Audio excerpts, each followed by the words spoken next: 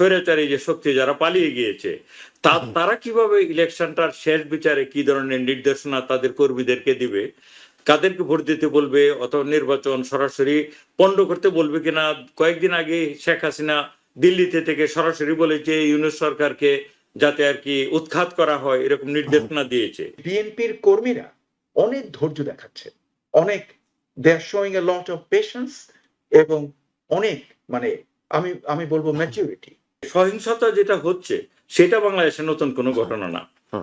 সহিংসতাগুলি হোক এটা আমরা চাই না, কিন্তু এ পর্যন্ত 16 জন প্রাণহানি হয়েছে, একজনের প্রাণহানিও খারাপ, এটা মেনে নিয়েই বলি। সর্বোচ্চ প্রাণহানি হয়েছে বাংলাদেশে 141 জন। এই যে খুনগুলো হয়েছে তাতে 13 জন 16 জনের মধ্যে, তার অর্থ এই ভায়োলেন্স কারা করছে? প্রধান প্রতিপক্ষ যদি আমরা বলি বিএনপির প্রতিপক্ষ জামাত, জামাতের প্রতিপক্ষ বিএনপি, তারা একজন আরেকজনকে বলছেন কিন্তু ইঙ্গিতে বলছেন, সরাসরি ভাসুরের নাম কেউ মুখে নিয়ে কথা বলছেন না। ভালো প্রচারণা, নির্বাচনে এমনটাই হওয়া উচিত। কিন্তু অনেক জায়গায় সহিংসতা হচ্ছে এবং সামনে বড় ধরনের সহিংসতার আশঙ্কা অনেকে করছেন, কারণ মনে হচ্ছে পরিস্থিতি একটু একটু করে উত্তপ্ত হচ্ছে। এখন পর্যন্ত নির্বাচনী সহিংসতা 16 জনের প্রাণহানির কথা বলছে কোনো কোনো সংবাদ মাধ্যম। কোথায় গিয়ে দাঁড়াতে পারে? জি দেখুন, আমি তো এইমাত্রই বাংলাদেশ থেকে আসলাম, মাত্র 2 দিন হলো। একেবারে চোখে দেখার সুযোগ হয়েছে আপনার অনেক কিছু। 1.5 মাসের মতো আমি দেশে ছিলাম। সুতরাং ওই যে সহিংসতা যেটা হচ্ছে সেটা বাংলাদেশে নতুন কোনো ঘটনা না। সহিংসতাগুলি হোক এটা আমরা চাই না, কিন্তু এ পর্যন্ত 16 জন প্রাণহানি হয়েছে, একজনের প্রাণহানিও খারাপ, এটা মেনে নিয়েই বলি। সর্বোচ্চ প্রাণহানি হয়েছে বাংলাদেশে 141 জন, মানে 2014 সনে, তাই না, এই যে ইলেকশন সংক্রান্ত ব্যাপারে। সুতরাং এটা এটা এটা অত বড় নাম্বার না, তবে এটা যে আরো উত্তপ্ত হয়ে উঠবে এর সমস্ত লক্ষণই বাংলাদেশে দেখা যাচ্ছে। এর কারণ হচ্ছে যে একে তো হচ্ছে যে নির্বাচন যত কাছে আসবে ততই সবাই আরো বেশি হবে আর কি, ইনভলভ হবে ইলেকশনে। তার থেকে একটা আননোন ফ্যাক্টর রয়ে গেছে যে যেসব শক্তি বাংলাদেশে এখন নেই, যে যে স্বৈরাচারী যে শক্তি যারা পালিয়ে গিয়েছে তারা কিভাবে ইলেকশনটার শেষ বিচারে কি ধরনের নির্দেশনা তাদের কর্মীদেরকে দিবে, কাদেরকে ভোট দিতে বলবে, অথবা নির্বাচন সরাসরি পণ্ড করতে বলবে কিনা। কয়েকদিন আগে শেখ হাসিনা দিল্লিতে থেকে সরাসরি বলেছে ইউনূস সরকারকে যাতে আর কি উৎখাত করা হয় এরকম নির্দেশনা দিয়েছে। তো এইগুলির প্রেক্ষিতে গিয়ে আমার ধারণা সহিংসতা আরো অনেক বাড়বে। আর আপনি যেটা বললেন, এখন পর্যন্ত যথেষ্ট সিভিল ওয়েতেই দলগুলো একজন আরেকজনকে সমালোচনা করছে। ওদের সমালোচনার মূল ভাষাটা হচ্ছে একটি দল যুদ্ধের সময় 71-এর যুদ্ধের সময় এমন করেছিল, আরেকজন বলছে একটি দল মানে এই যে চাঁদাবাজি করে তারপর এরকম একটি দল, ওরা কখনো এরকম নাম সরাসরি নিয়ে বলছে না। ওইটা বেশ সুন্দর, ওইটা সুন্দর, ওই কালচারটা সুন্দর, কিন্তু এই কালচারটা কতদিন থাকবে? যেমন জামাতের আমির উনি বলেছেন যে যদি ভোটের বাক্স নিয়ে কেউ আর কি এদিক ওদিক করার চেষ্টা করে, ভোটের বাক্সে যদি কেউ হাত দেয় তাহলে আমরা তাদের হাত ঘুরিয়ে দিব। এই যে আস্তে আস্তে উত্তপ্ত হয়ে এবং কেউ যদি চিলের মতো এসে ভোটার ব্যালট বক্সে হানা দেওয়ার চেষ্টা করে তার পাখা খুলে নেওয়া হবে, এই ধরনের এই কথাগুলো কিন্তু আর আপনার বেনাইন থাকছে না আর কি। হ্যাঁ, এই জন্য আমিও আশঙ্কা করি এই সহিংসতা আরো বাড়বে, এবং এটা আরো বাড়ার মূল কারণ তো হচ্ছে সবচেয়ে বড় কথা, দুই শীর্ষ নেতার বক্তব্যে তো সবকিছু সীমাবদ্ধ থাকবে না।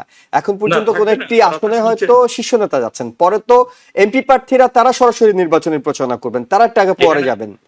জি, এখানে আরো একটা এলিমেন্ট আছে, এবার বিএনপিতে প্রচুর বিদ্রোহী ক্যান্ডিডেট আছে 90-এর মতো, এবং বিদ্রোহী ক্যান্ডিডেট যারা তাদের কিন্তু বেস খুব ভালো, অনেক জায়গাতে ওরা আসলেই ভালো ক্যান্ডিডেট ছিল। এবং আমরা রুমিন ফারহানাকে নিশ্চয়ই দেখেছেন তিনি কিভাবে আঙ্গুল তুলে ধমক দিচ্ছিলেন। জি জি, রুমিন ফারহানা শুধু না, আমার নিজের যে কনস্টিটিউয়েন্সি সেখানেও খুব একজনকে বিএনপির একজনকে নমিনেশন দিয়ে তারপর সেটা উঠিয়ে নিয়ে গিয়ে নাম কাওয়াস্তে এক জোটের এক প্রার্থীকে সেটা ধানের শীষ দেওয়া হলো। এটা তার প্রতি অবিচার করা হয়েছে বিএনপির ক্যান্ডিডেটের প্রতি। তো সেই লোক হিউজলি পপুলার এলাকায়। আর একটা উদাহরণ দিলাম, এমন প্রচুর ব্যাপারে সহিংসতা হবে, এবং আমি এখনো 100% শিওর না যে ইলেকশনটা শান্তিপূর্ণভাবে 12ই ফেব্রুয়ারি হবে। আমরা সবাই আশা করি নির্বাচনটা হওয়া প্রয়োজন, কারণ এটা ছাড়া অন্য কোনো পথ বিকল্প বাংলাদেশের তোলা নেই। জি, প্রফেসর ডক্টর মোস্তফা স্যার, একটু আপনার কাছে শুনতে চাই, একেবারে তাহাজ্জুদের নামাজ পড়ে ভোটের হিসেব বুঝে তারপর কিন্তু আসতে বলা হচ্ছে। হ্যাঁ, একেবারে মানে যদি আপনি 2টা-3টা থেকে শুরু করেন, ভোটের হিসাব পরের দিন হয়তো 24 ঘন্টারও বেশি সময় লাগতে পারে। আহ, এত লম্বা সময় ধরে থাকতে বলা হচ্ছে, নেতা কর্মীদেরকে থাকতে বলা হচ্ছে যাতে ভোটের হিসাব বুঝে নিতে পারে। অন্যরাও বলছে কেউ যদি ভোট জালিয়াতির চেষ্টা করে, যেটি প্রফেসর ডক্টর এম খালেকুজ্জামান বলছেন, হাত ভেঙে ফেলা হবে, গুঁড়ে দেওয়া হবে, পাখা খুলে নেওয়া হবে, নানা ধরনের বিষয় হচ্ছে। আমরা তো জানি যে নির্বাচনী বাংলাদেশের মানুষ কিংবা কিছু আসনে এখন এমন হয় যে এলাকায় যে শক্তিমত্তা থাকে বেশি, সে একটু কেন্দ্রে গিয়ে দাপট দেখানোর চেষ্টা করে। এবার এই ধরনের দাপট দেখানোর চেষ্টা করলে তো আসলে সংঘর্ষটা অনেক বেড়ে যেতে পারে। হ্যাঁ, সেটা হতে পারে। কিন্তু যদি সামরিক বাহিনীকে ঠিক রকম ভাবে নিয়োজিত করা হয়, হুম হুম হ্যাঁ, যদিও তাদের লিমিটেড নাম্বার, কনস্টিটিউয়েন্সি প্রচুর, মানে ভোট কেন্দ্র, তবুও র্যান্ডমলি যে জায়গাগুলোতে মনে হয় যে খারাপ পরিস্থিতি হতে পারে, সেই সব জায়গাতে যদি তাদেরকে নিয়োগ দেওয়া হয়, তাহলে আমার মনে হয় এই ভায়োলেন্সটাকে কমিয়ে আনা যাবে। আরেকটা কি, এই ভায়োলেন্সের আপনি যে বললেন যে 16 জন এ পর্যন্ত নিহত হয়েছে, জি অ্যানাউন্সমেন্ট করা, হুম শিডিউল তফসিল ঘোষণা করার পর থেকে 16 জন। আপনি লক্ষ্য করবেন তাতে কিন্তু 13 জন হলো বিএনপি, 3 জন হলো অন্য অন্য অন্য দলের। হুম তার অর্থ যে ব্যাপারটা কি, এটা কি কি ন্যাচারাল ডে, মানে কি কি ধরনের খুন হয়েছে? হ্যাঁ, তো খুন হওয়া তো ন্যাচারাল না। কাজেই এই যে খুনগুলো হয়েছে তাতে 13 জন 16 জনের মধ্যে, তার অর্থ এই ভায়োলেন্স কারা করছে, হু আর ডুইং ইট?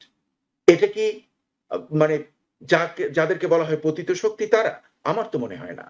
আমার তো মনে হয় এগুলো করছে অন্য প্রতিপক্ষ। সেই প্রতিপক্ষ কারা সেটা, তাতে আমার যেন মনে হচ্ছে যে বিএনপির কর্মীরা অনেক ধৈর্য দেখাচ্ছে, অনেক, they are showing a lot of patience, এবং অনেক, মানে আমি আমি বলবো ম্যাচিউরিটি, যে যদি তারাও এ ধরনের প্রতিহিংসার দিকে যেত, তাহলে আমরা নাম্বারটা দেখতাম অর্ধেক অর্ধেক, হ্যাঁ, অথবা অথবা অন্য সাইডে বেশি, কিন্তু তা নয়। তার অর্থ আমার যেন মনে হচ্ছে যে প্রধান বিরোধী মানে প্রধান দল যেটা বিএনপি, এদের যে নেতৃত্ব এবং এদের কর্মীরা অনেক বেশি রেশনাল বিহেভিয়ার দেখাচ্ছে, এবং সেজন্যই আমি আশাবাদী যে সামনের নির্বাচনটা যে হবে, যেটা আমার খুবই পছন্দের professor doctor Mohammad Khalequzzaman, one of our best in America, আমাদের এই বাঙালিদের, সে যে বলছে যে ওই নাম্বারটা বললো, আগের নাম্বারটা 2014 এর নাম্বারটা, সেটা তো অনেক বেশি, এবং তার সঙ্গে কম্পেয়ার করে এখন নাম্বারটা কম, কিন্তু এই নাম্বারটা যদি সামনে বেড়ে যায়, ওটার কম্প্যারিজনে যায়, তাহলে সেটা তো খুব একটা ভালো ব্যাপার নয়। এবং আমরা বর্তমানে রেশিও যদি আমরা দেখি যে বিএনপির 13টা আর অন্যদের 3টা, হুম হুম তাহলে ভবিষ্যতে পরিস্থিতি খুব জটিল হয়ে যাবে আমার আমার মনে হয়।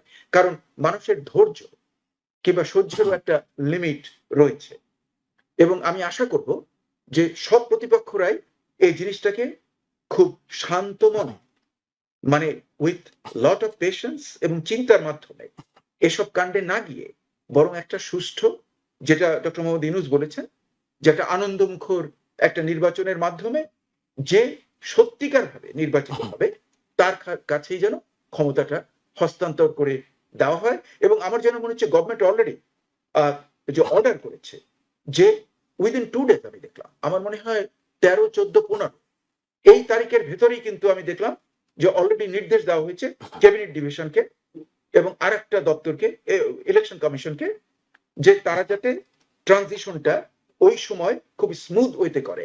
Transition means the transfer of power, নতুন পার্লামেন্টের যে আসবে তার কাছে power transfer doctor Mohammad Yunus already order করেছেন ক্যাবিনেট ডিভিশনে। সাধারণত এগুলো ক্যাবিনেট ডিভিশন করে থাকে। জি, একেবারে সবকিছু মিলে ইঙ্গিত পাওয়া যাচ্ছে আগামী 21শে হ্যাঁ, ফেব্রুয়ারিটা হতে যাচ্ছে নতুন সরকারের অধীনে। নতুন সরকারি হ্যাঁ, তাই। বাংলাদেশে 21শে ফেব্রুয়ারি উদযাপন করবে। হ্যাঁ, যে প্রসেসটা তো আছে, যে প্রসেসটা এত তারিখের মধ্যে এটা শুরু হবে, তারপরে আস্তে আস্তে ক্ষমতাটা হস্তান্তর করা হবে। হুম হুম তাতে আমার যেন মনে হচ্ছে যে আমি কিন্তু আশাবাদী। আমি জানি যে দর্শক মন্ডলীর অনেকে ভাববেন যে, মানে আমি আগের কমেন্ট থেকে যেটা জানি, অতি ভদ্রভাবে ওনারা বলেছেন যে আমি নাকি একটু, মানে ইনডাইরেক্টলি আমি বলবো নাই, নো, আমি নাইভ না। কারণ আমি কিন্তু বাংলাদেশের ফিল্ড রাজনীতি করেছি, ফিল্ডে ফিল্ডে দেখেছি, শুধু নর্মাল রাজনীতি না, যেখানে অন্য ধরনের রাজনীতি, গণযুদ্ধ টাইপের যে ব্যাপার স্যাপার, জি। ওগুলো কিন্তু আমি দেখার সুযোগ হয়েছে আমার জীবনে। কাজে আই নো দ্য ফিল্ড। এই জন্য আমি ভাবছি যে এবারে যে পরিস্থিতি দেখছি, হয়তো এটা it will lead to a very nice transition.